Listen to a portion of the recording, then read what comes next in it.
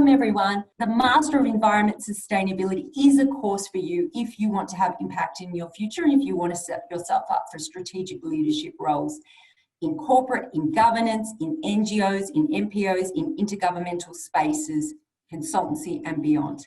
So I'm the course director today. I'm joining you, but we do have a whole host of people involved in the course from all over the university and external partners.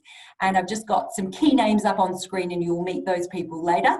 But for today you have me, and I hope I can give you a useful overview of our program.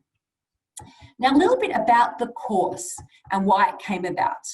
So this course came about because a group of researchers, including myself, people who do Antarctic research, to business people, to external stakeholders in the government, to law experts, we got together and discussed the fact that those people and organisations who are making big advances in sustainability in any area are the boundary spanners. So they're the people who, are coming from one angle, whether it's business or mining, whatever it might be, but they can span disciplines. They can span national and regional boundaries, and they can span different sectors and industries to make those really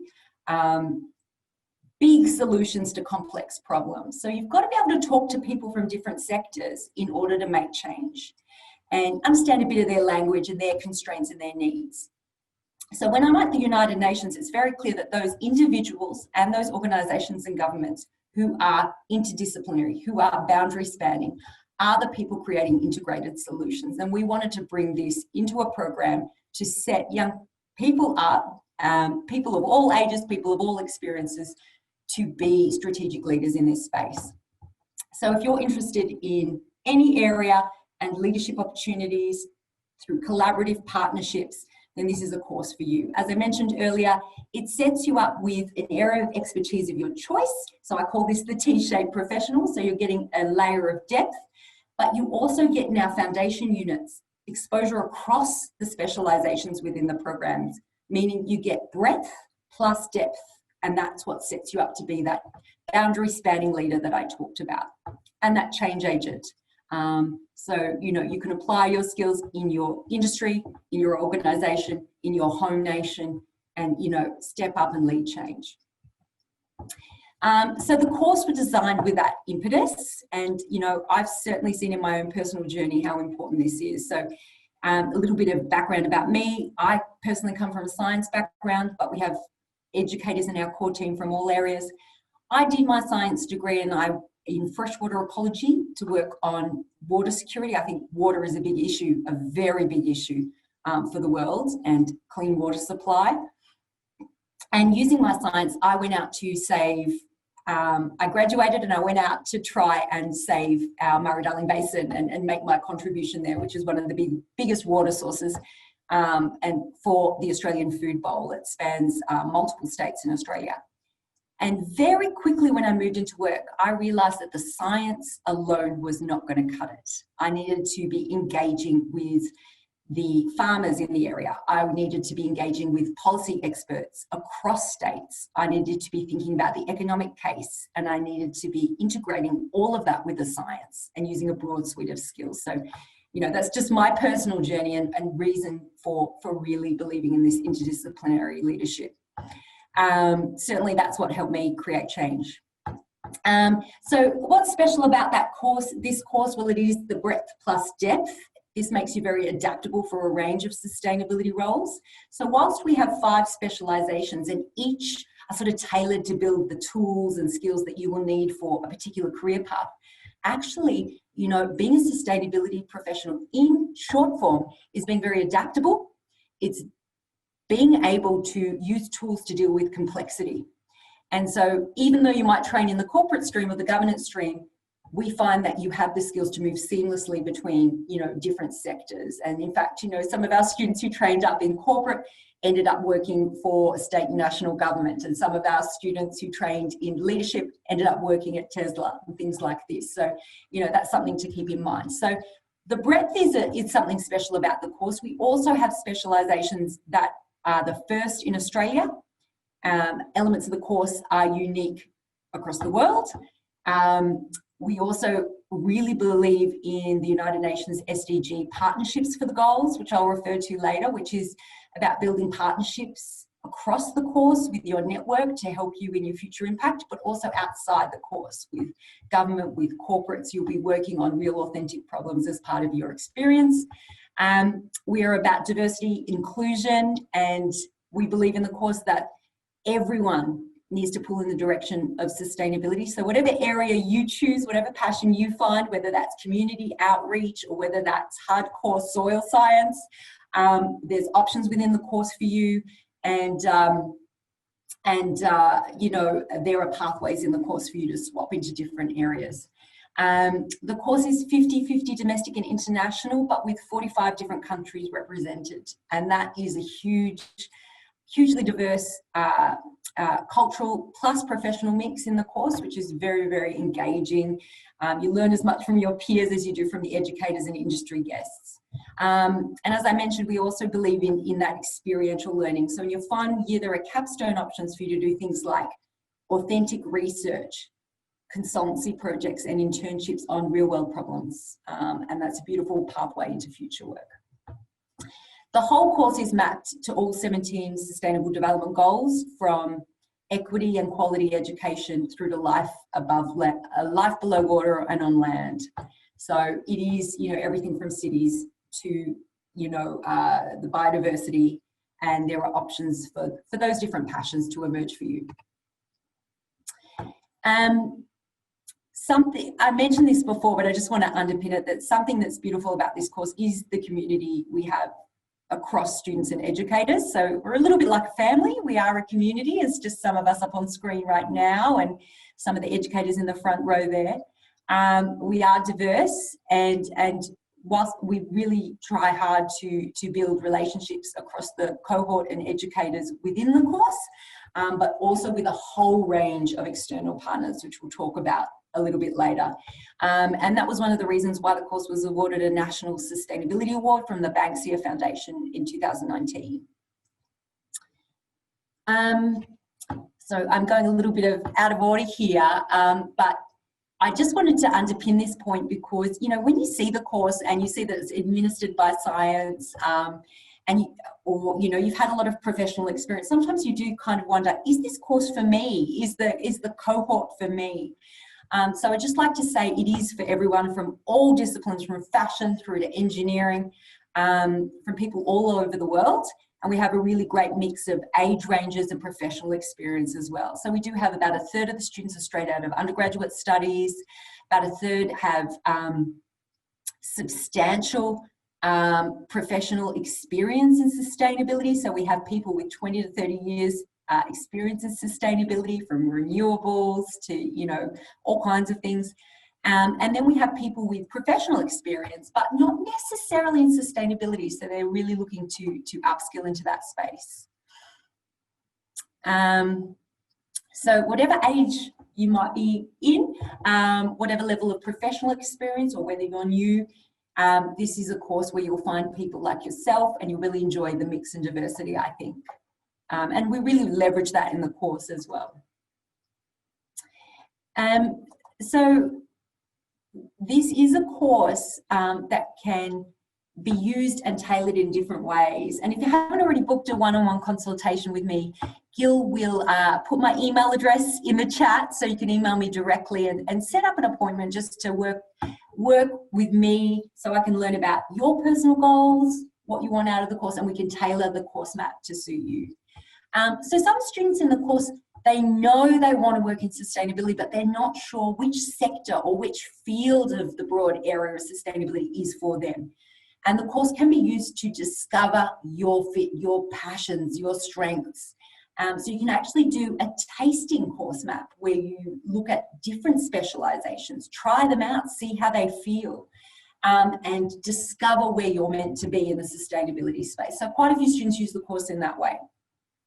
Others already work in a particular industry or area of sustainability, and they're moving up into a higher role, maybe into a management role, maybe into a strategic leadership role, and they're using the course to hone their toolkit, to hone their skills, to give them the skills and knowledge they need to move up into that higher role.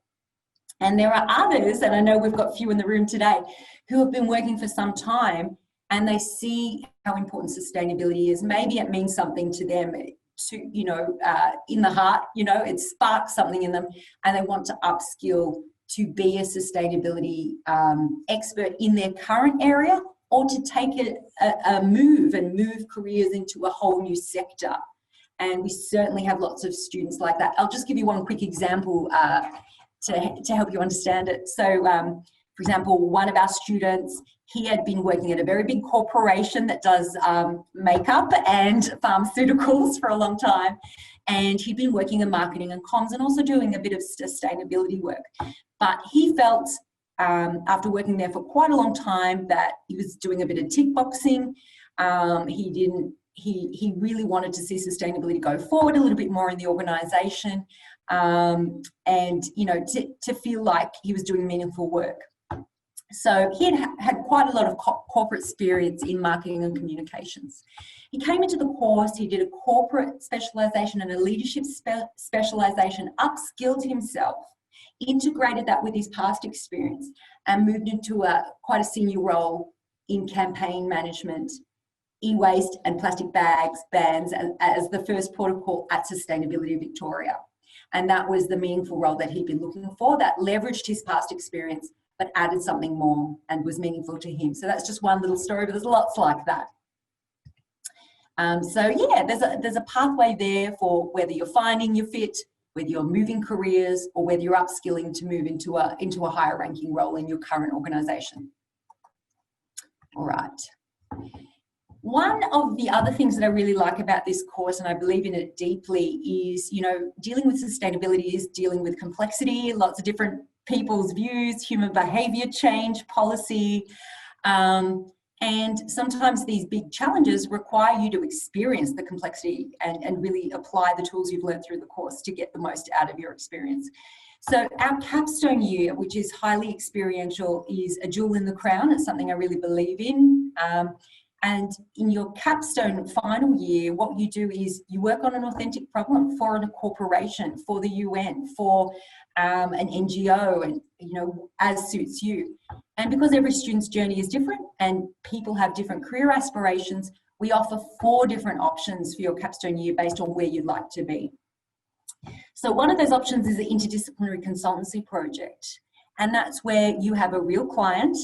We usually have a range of projects on offer, usually a corporate organisation, a UN organisation, a community-driven organisation, an NGO or NPO, you know, a government, a consultancy, and they've got a real problem, and our staff help train you in how to be that consultant. So, you know, how to liaise with the client, to identify what the issue is, how to write up the brief, how to create the product, and that product will be different depending on the client's needs. It could be digital infrastructure, it could be a report. So you learn the consultancy steps, and that's very useful if consultancy is something that you want to do and you are working with a real partner. So that's quite a nice one. Of course, we have internships, and they can be anywhere, and they can be international as well once travel is okay in Australia, which hopefully it will be by the time you get to this component of your course. And basically, we help match you, and we ask you a series of questions about your skill sets and the types of organisations you want to be in. Now, some students are really general. They say something like, look, I want to work at a big corporation to understand the corporate landscape, and I want to work in strategy. Others will be very specific. I want to work with microfinancing for women with a particular focus on Africa. And, you know, we help match you to that. And also, you know, if you have a host in mind and you know that they're happy to take you, you just let us know and we set it up from there. So that's the internship. We also have research. So for those of you who are interested in doing a thesis as a pathway into further study, namely a PhD, we have a research option, and that's where you write up a thesis, and the topic can be anything that you would like to do, that you have the skills to do as well. So we've had everything from medical topics to business to marketing to policy to urban planning. and everything to transport and everything in between, including the nexus spaces. So you can also do nexus projects. For example, one of our students was interested in soils, but he, from the scientific perspective, because that informs food supply and the sustainability of food supply, but he was also interested in the policy around it. So he worked with social and quantitative science. He worked with a soil scientist supervisor, with a government supervisor, and with a policy supervisor, and interviewed landholders and actually did an integrated project that the government could use. So that was, you know, there's nexus spaces that are really interesting as part of this course too. And if you want to do research, but you don't want to do a full intensive thesis, you can do a short thesis as well. So they're the different options. I might just pause here because I'm talking a lot, I realise. Are there any questions from the group? Or is this stuff you already know? Is this useful? Feel free to put any queries in chat or to sing out as we go along. All right, I'll keep an eye on the chat, but do feel free to put those questions there. All right, so these are just some of the places that our students go on to work and some of the places where our students do placements or projects. So, you know, every student's different, every student is looking for a different career direction, but we really try to help map your placement, your industry project, your course to you. And, you know, sustainability can take you into a whole range of careers, you know, from government work. We have, you know, students in the Mexican government quite high up, in China, in European areas. It can take you into consultancy, and you can see some big consultancies up on screen. It can take you into advocacy and public outreach and education, like the Climate Council, into government, and a whole range of corporations. So these are just some of the areas where our students work and have been placed. And we've got a lovely question from Ashley Simmons. Thank you, Ashley. Is it possible to complete the Capstone unit internationally? Absolutely, Ashley. Look, it's a little bit tricky in the COVID year. So last year we had some students who wanted to do their internships internationally, but they were unable to travel. And we were able to do some remote work where they were working with UN or big corporations with an international team. They got a lot out of it. Hopefully by the time that your good self is thinking about your capstone, you know, we'll have more free-flowing travel. And so we'll help you find those mixes. We currently have students also doing placements if they're in another country and they're joining us remotely. They're doing their placements in their home country, and we help place you there as well. So there are a few different options that might suit. But great question, thank you for that. Oh, and we've got a great question from Umra, who wants to work in environmental security. Fantastic, and you want to specialise in that area. And you have 6 years experience, which is absolutely fantastic. Umra, I'm going to get to this in a moment. That's a fantastic question.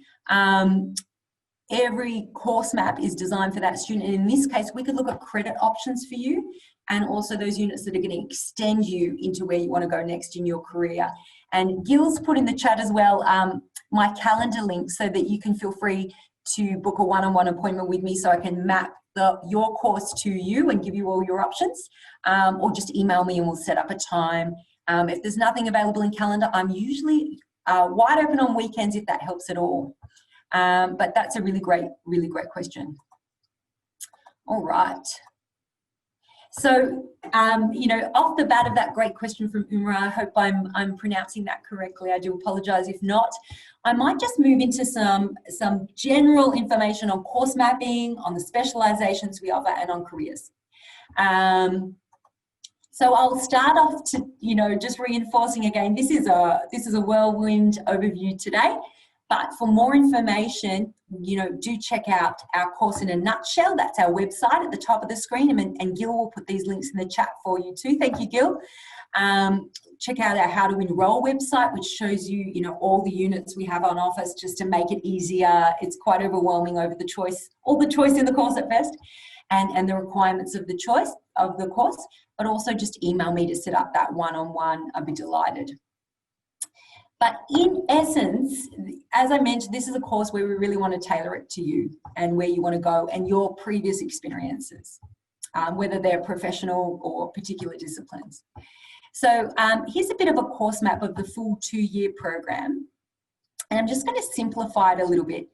Usually you start off the course with what we call Part A, your interdisciplinary foundation. So this gives you a foundation across all our 5 specializations, which I'll introduce soon.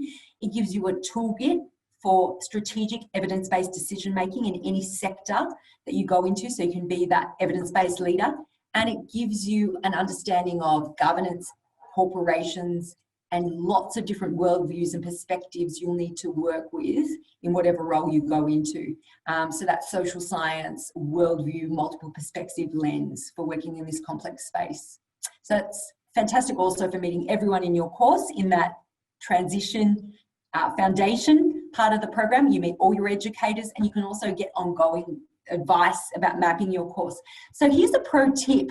Don't feel like you have to map your full course when you're coming in, because in fact, all you need to do is put down some tentative ideas for that first year, and then every semester you can change your units right up until week 2 and keep meeting with us, because your passions may emerge as you go through the course. Life changes, so we're very, very flexible in that way. So yeah, don't be scared you have to know exactly what you want to do in the program right now, because you don't. All right.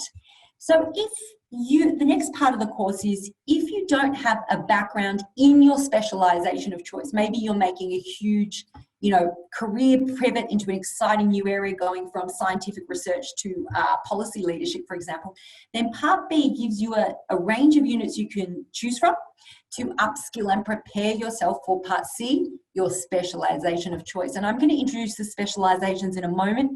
But in short, they are corporate sustainability, governance and citizenship and policy, environmental security and science, international development, or leadership and behaviour change. And don't worry, in a 2-year program or even a 1.5-year program, there are options so that you can take units from different specializations, because as you probably noticed, a lot of these are complementary. For example, corporate and leadership, environmental security and governance, many combinations are possible. And as I alluded to before, the last part of our course is that advanced practice, or that authentic application of everything you've learned, both interdisciplinary and specialist, to a real world problem, which is a really wonderful experience, and the students in the course really enjoy it. So what do you need to know to get started kind of envisioning this course for you? Really, really briefly, as I mentioned, the course has these different parts. If you're studying full-time, you usually want 24 points of units in a semester. A typical unit is 6 points, but your Part A units are 12 points to create that smooth transition, particularly if you're returning to study after some time, or transitioning into Monash University for the first time. The course structure is divided into parts A, B, C, and D, but you don't necessarily need to take them in a linear order. And I'll get to more on that in a moment. And Gil's just putting some useful information in the chat. Now, returning to Umara's great query, for some of you with extensive professional experience or a cognate background related to your specialisation, you may actually be eligible for credit to shorten the duration of your degree. And, you can go straight into your specialisation. Professional experience is also looked at. So we have 3 entry levels. And of course you can, for our domestic students, you can be studying part-time. But in simplified format, the full course is 2 years or 96 points. Entry level 2, which is where you skip the preparatory Part B, is 1.5 years or 72 points. And for some students who might have extensive professional experience, might have a thesis, you might even be eligible for a 1-year duration. So if you'd like to learn more about that, again, reach out to me. I can have a chat to you and give you an idea of what might work for you. And also, I'd just like to let you know that some students who are eligible for credit actually don't want that credit because they want to take a broader suite of units or have that internship experience. So you may be eligible for credit, but you don't have to take it up if you don't want to. So just a little bit of food for thought. All right. For credit applications and queries, we do have a link, but probably the easiest thing is just to have a meeting with me and I'll help take you through all of that. All right. Now, in terms of the units we offer, if you want to dig down to the units we offer, you can go to the handbook, which Gil has put in the chat. or our enrolment website. And I love the enrolment website because of this little cheat sheet, which I use often as well. It's a little table you can download, which gives you a list of all our units and little links that you can click on to learn more. So if you want to get a flavour of what you might be interested in, you just want to explore some of the units, I'd go to this cheat sheet, have a quick look, get a feel, then come and meet with me and we can map things out for you. I'm going to zoom through in the interests of time, but do put any questions you have in the chat. We can return to points. But I might start off with, how could your first year look if you're studying full-time in a 2-year degree? In the simplified course map, we have kind of had those 4 parts, A, B, C, and D. But actually, for a lot of students, what works best is to mix up that interdisciplinary foundation of Part A with some of your Part B units. So you might take one of your Part A course, 50-20 or 50-10 in each of the first semesters. So you're getting that breadth, but at the same time, you're taking some of those preparatory units if you're in the full 2-year course. So you're getting that breadth and depth at the same time, and it allows you to more easily schedule in those units that are appealing to you. And that's what a full-time model might look like, but other models are entirely possible. For scheduling purposes, you can also mix up some of your specialist and prep units a little bit. So, the course maps that we provide are guidelines, but really we want to make the course work for you. So there's quite a bit of flexibility there. This is just one, common map that might assist you. And then if you're studying the 2-year program, what would your second year look like? You'd be doing your specialization, whether that's corporate or environmental security or international development. And then you'd be taking Part D, which would be that authentic practice alongside. And if you're doing an internship, you can do it in winter or summer, as well as semester 1 or semester 2. And all our Part D units are offered in semester 1 and 2, including the thesis and the consultancy project. So you can schedule it in at the time that suits you best. So now, if you do have a cognate background to your specialisation of choice and you're taking a 1.5-year model, then this is what your first year would look like if you're studying full-time. So you'd be taking your specialist units with your Part A interdisciplinary foundation, that foundation that's going to help you into leadership. And you do have elective option in this to, take that unit from business to upskill, even though you're doing the governance stream, or take that GIS unit to get up, because you've seen a lot of job ads that talk about geographic information systems. So they're just a few little questions there. Oh, thank you, Imra. You've just asked, could you share the link for the table which you showed so you can have a flavour of each specialisation? Absolutely. So Gil, if you could pop in the chat for the wonderful Imra, the enrolment website, and that's where you download the table, also the course maps, really, really handy. And Anushka's got a great question too. Thank you, Anushka. Can we do an internship as well as a sustainability project? Yeah, that's a really good question. So typically, we encourage students just to do one Part D capstone because you are working on a real world problem with an external partner. It's intense. You're going to be busy, you're going to be loving it, but you're going to be busy. Now, if a student has, a good academic record, a very strong academic record, and they can make a case about why this doing 2 is useful for their career impact and, has a workload that they feel they could handle, then that will be looked at. So it would be a case-by-case application for a strong student. But that's a really good question. They are both wonderful, wonderful options. So thank you for that question, Anushka. All right. So what I was talking about before is, there are parts of the course that are sort of core that you must complete. So there's 2 Part A units, your 3 units per specialisation, which I'll come to later, and you must do 1 of our capstone options, the authentic experiential options. But what you'll notice in each part there are elective spots.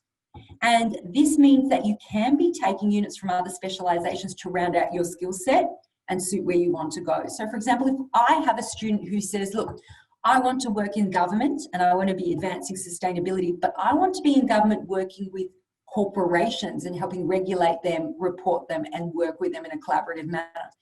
In that case, I'm going to be recommending to this student a mixture of students from governance with some corporate upskilling so they understand that space and the type of things that the corporations need to keep top of mind. So you can see how that works. And again, all of us in the course will help you map that semester by semester as you find your direction emerging.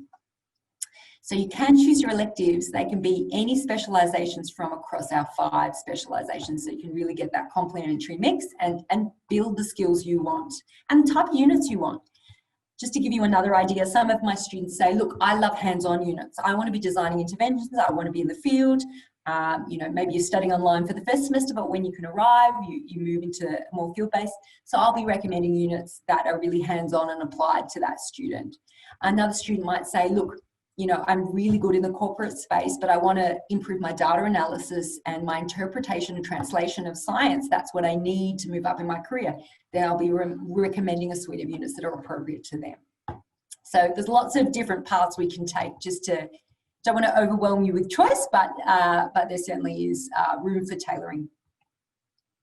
Now, on that note, if you go to the enrolment website, which Gil is sharing with all of you, you will see these beautiful course progression maps for the 5 specializations, and you can see Part A in green, Part B in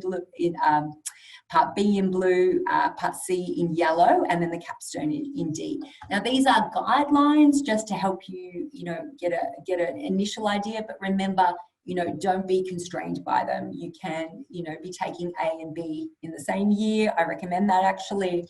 You can be moving things around so you can fit in those units that you wish across your progression. What I do recommend is you do take that interdisciplinary foundation in the first year, because it's going to really set you up and give you exposure to all the specializations so you can choose units with more confidence and you can build really useful skills there. And that you take your experiential capstone in the final year, because that's when you'll have a whole toolkit to apply to that problem at the end. It's also really nice to take at the end as a pathway into your next steps. So that's the general guideline I would give. All right, excellent. All right, and we've just got a question popped up from Ray. Thank you so much, Ray. When will classes be offered in campus? Are all classes for 2021 online only? Thank you, Ray. Well, we know students are learning with us from all over the world, as well as in Melbourne. So we have a wonderful hybrid model. So for most of your units, you can come in face-to-face, or we beam you up on screen from wherever you may be joining us, from Switzerland or China, if you're unable to get here in your first semester, so that you are part of the network, you're part of the cohort. Everything is also recorded so that you can catch up if you're a busy professional, if you have family and young children, so that, you know, the course is flexible to suit the lifestyle of the individual. There are some units which are online only, but most units are offered in this dual mode to suit people. And I know some students out there as well are starting off in the course online and then might be hoping to join us for that, particularly for their experiential capstone. That's fantastic too, no problem at all. I think that's a beautiful thing to do, because you can really come into the course, get your Part A foundational theory underway online, and then progress into the more experiential parts later. So lots of flexibility. I hope that answered your question, Ray. So either, what would you like? So yeah, depends on your learning style and what suits your lifestyle, but we are flexible indeed. Yeah, we have, you know, a diverse cohort of people around the world, lots of professionals, people with young families, as well as people who are more full-time students that would like to come in and be with us. So yeah, great question. All right, I thought what I'd do is just work through some course maps with examples, just to give you an idea of what different programs could look like. So for simplicity's sake, I'm just showing a 72 credit point version. So this is a person doing Part A, skipping Part B because they don't need a preparation for their specialisation. They're doing Part C, their specialisation, and then a capstone. So here we have a student, they're taking their 2 interdisciplinary course. So this Global Challenges and Sustainability gives you a grounding in the science and evidence-based toolkit you need to be a strategic leader, and Perspectives gives you an understanding of how all the different sectors think and work in this space, and the different worldviews you will have to deal with amongst your stakeholders, your teams, and, you know, influencing the public. This person has chosen environmental security specialisation. So they're doing biodiversity unit, they're doing climate change and energy unit, and water security and pollution unit. So that's a bit of the science, a bit of the practice, but also how you integrate that into decision-making in consultancy, government or beyond. They've got an elective and they want to build their own leadership potential. So they're taking an executive leadership course within the leadership specialisation as part of this study to round out their skill set. This student wants to work in environmental consultancy, maybe at Biosis, maybe at KPMG. And so they're placing themselves in an internship. They know they're going to be working with a range of corporates in that role. And so they're doing a corporate unit around reporting or regulation, for example. And they've also seen that geographical information systems is really important for mapping social demographics down to water quality. And they want to upskill in how to use ArcView, ArcGIS. So that's one potential pathway, just to show you some variety there. Here's another example. Here's someone who's done maybe a business degree or an MBA. Yep, they want to work with the Environmental Protection Authority and maybe with the government one day. So they're doing environmental security as well, doing a bit of leadership. They're doing a consultancy project with the EPA that's relevant to their goals, GIS and a governance unit. Here we have someone who is upskilling and changing direction and taking their science and applying it in a corporate landscape. So they're doing, again, their Part A course. They're doing a leadership specialisation here about behaviour change and influencing change across different levels of society as part of the leadership stream. They're taking a corporate unit, and then they want to integrate their science with the corporate. So they're doing a thesis in this area to build their credibility in this space. So it's just another example. Everyone's path is different. All right, I've got a chat here. Is it possible to complete 2 specializations, Ashley? Absolutely. Thank you so much, Ashley. That's a wonderful question. Indeed, if you are taking the 2-year program, you can use some of your Part B electives, your Part D electives to actually fit in the 3 units from another specialization. And we have plenty of students who do that. Now, in terms of when you qualify to graduate, your testimony will say a Master of, if you've done 2 specializations, your testimony will say a Master of Environment and Sustainability in, and we will ask you to nominate which specialization is your primary one that you would like to be listed, but we can also provide a letter that says you have also fulfilled the requirements of this second one. So indeed, it is absolutely within scope to be completing 2 specializations if you would like to, and I would recommend, if that's the case, get in contact with me. We can kind of play the course unit Tetris and map that out for you. Even within a 1.5-year program, it is possible as well. So if we look at the example here on screen, this is an elective, this is an elective, and this is an elective. So this student here is taking the corporate specialisation, and they could be using this room to fit in governance specialisation alongside that, or, you know, what the specialisation of choice. So it is possible with some scheduling work. This is an example of an art student who is a small business owner. We actually have quite a few business owners in sustainability and startup entrepreneurs and directors in the course, which is fabulous. And this person wants to work in a bigger corporation. They've got some experience. They're going to upskill by doing our corporate stream and learning about reporting, regulation, corporate strategy, corporate innovation. They're going to do a little bit from a governance unit to understand how corporations are regulated. They're going to look at taking a negotiation elective, corporate social responsibility elective. These are all areas that gel with this particular student. And they want to get some experience by interning in a bank, in their corporate strategy team, or maybe their operations and reporting team. So it's just another example to give you a feel. Here's somebody from an engineering background who wants to take their engineering background and be working in government overseas. So, you know, they've got that science, they've got that data, and they want the policy lens. They want to know how government works, how to write policy, how to read policy, and how to engage and serve the community. So the students is doing our governance specialisation and doing field studies out in the community, looking at the different analytic tools that governance use, like environmental impact assessments, policy analysis, and looking at citizenship and how that works within different levels of government. And they're also going to be doing a little bit of a leadership unit to help develop themselves as a leader who can influence change, get some experience in a government department, and they're going to use their electives in Part D to do a field studies unit in international development where they're working with a government in a development context. So that's just another possibility. All right, so I've given you a bit of an intro to our specializations, but I should go through them properly. So as you've heard, one of our specializations is corporate environmental and sustainability management.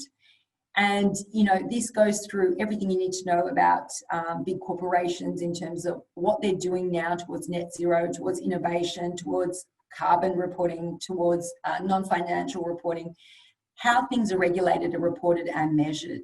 And there's a lot of electives that can go along with this. So this tends to attract people who want to work in a big corporation, a small corporation, a B Corp, or step up in the corporate institution they are now at into a higher up role.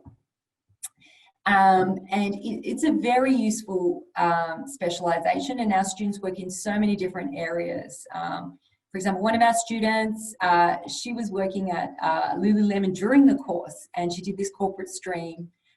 She had some experience from waste back in Canada, and she said to Lululemon, I want to be your sustainability strategist now. And now she is for Lululemon Australasia. So there's that sort of mid-level tier of role. There's also, you know, the big strategic role for banks and so forth. So, you know, the market's demanding change.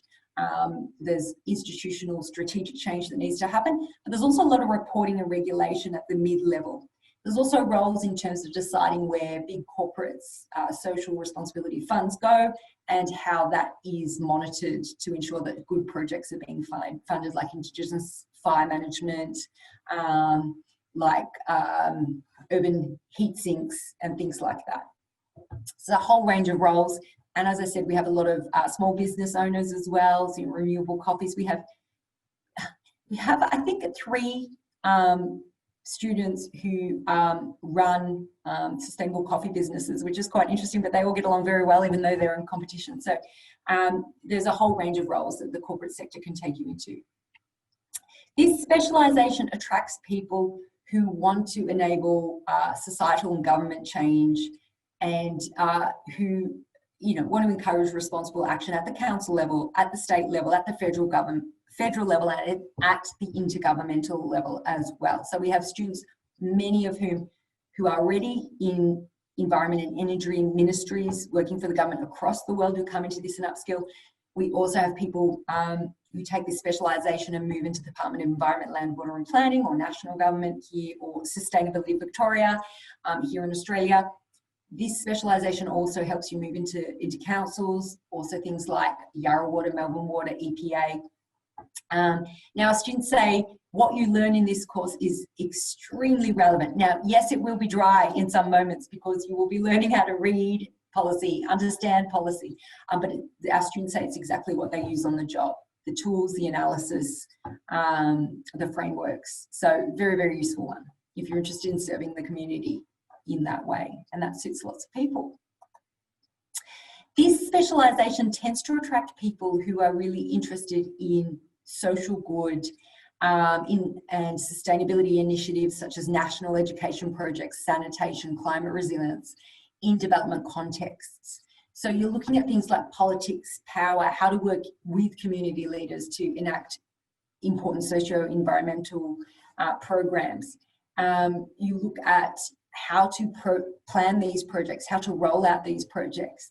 So if you're really interested in building resilience in areas such as the Pacific, Sri Lanka, and, you know, working for side of UNDP, World Bank, NGO style roles, this is a great one to go into. And, you know, it's useful for any specialisation as well, I would say.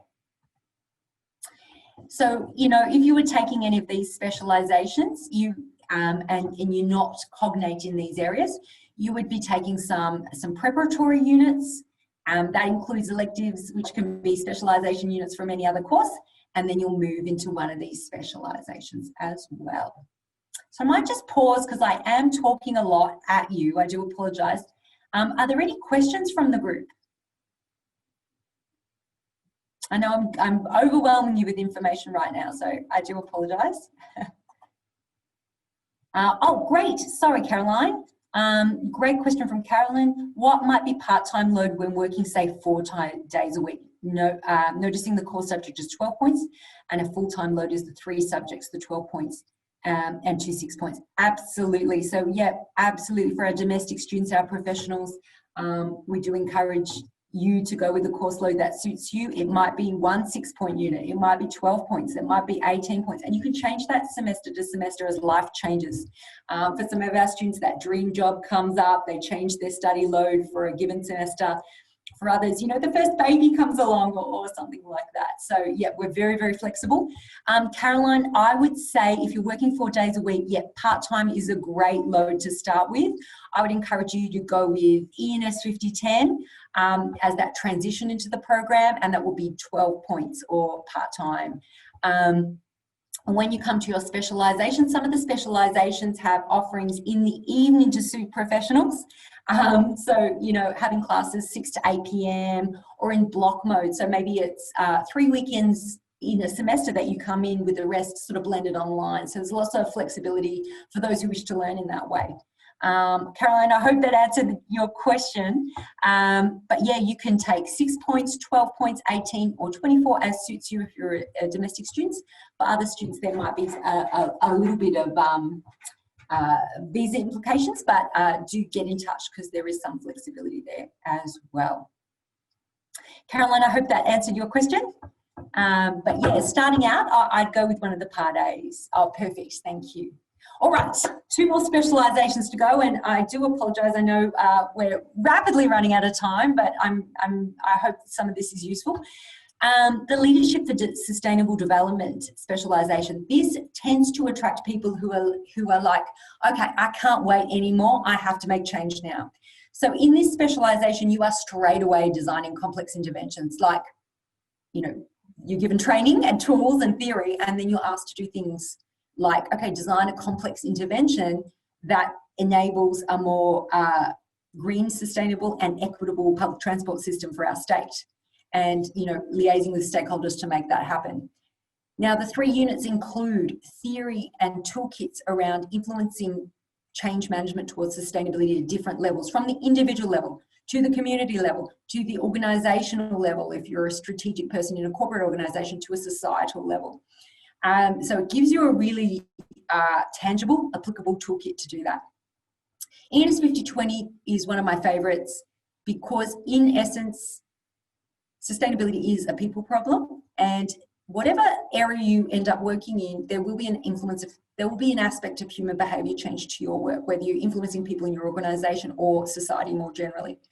That unit gets you designing interventions around human behaviour, leveraging off our education staff in that area who are part of a think tank that Monash has that puts researchers in contact with government and industry to work on human behaviour change, and it's a really, really good one. And then the very last one is alluded to before that, really you're working with a professional coach to develop you as a leader in the style that suits you. Everyone leads in a different way. It gives you a lot of confidence and helps you step into that space. You know, for me, I enjoy leading from behind, supporting people and empowering people to find their passion area. Others are going to be those big vocal, charismatic leaders up on stage. Others are going to be enabling and structural leaders. So yeah, that's a great one for a little bit of professional coaching in that space.